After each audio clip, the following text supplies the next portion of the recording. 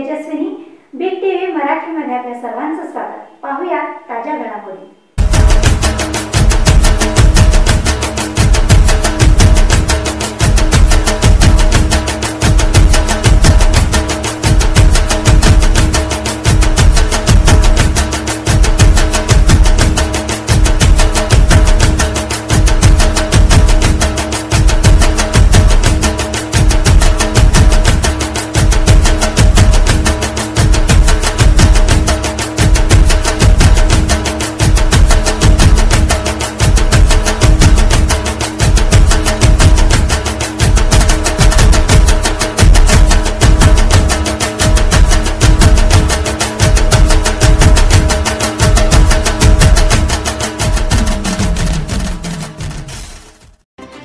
महाराष्ट्र विधिमंडळाच्या लोकलेखा आणि आमदार निवास व्यवस्था समितीवर आमदार मानसिंगराव नाईक यांची सदस्य म्हणून निवड झाली आहे.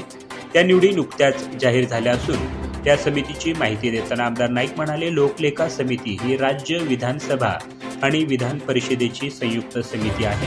विधिमंडळाच्या कामकाजात या समितीचे विशेष महत्त्व आहे.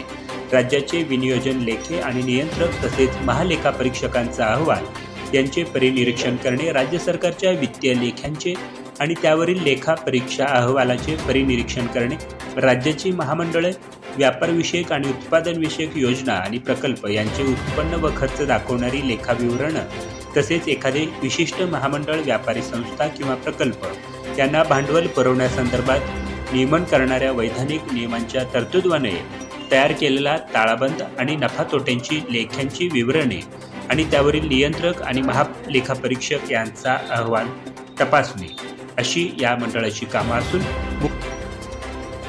माजी वित्त आणि नियोजन मंत्री मुनगंटीवार यांच्या अध्यक्षतेखाली गठीत करण्यात आलेल्या लोकलेखा समितीच्या सदस्यपदी माजी मुख्यमंत्री तथा आमदार पृथ्वीराज बाबा चव्हाण, विधानसभेतील माजी विरोधी पक्षनेते राधाकृष्ण विखे पाटील, माजी मंत्री आशिष शेलार यांचा समावेश असून ही एकूण 20 सदस्यांची समिती आहे.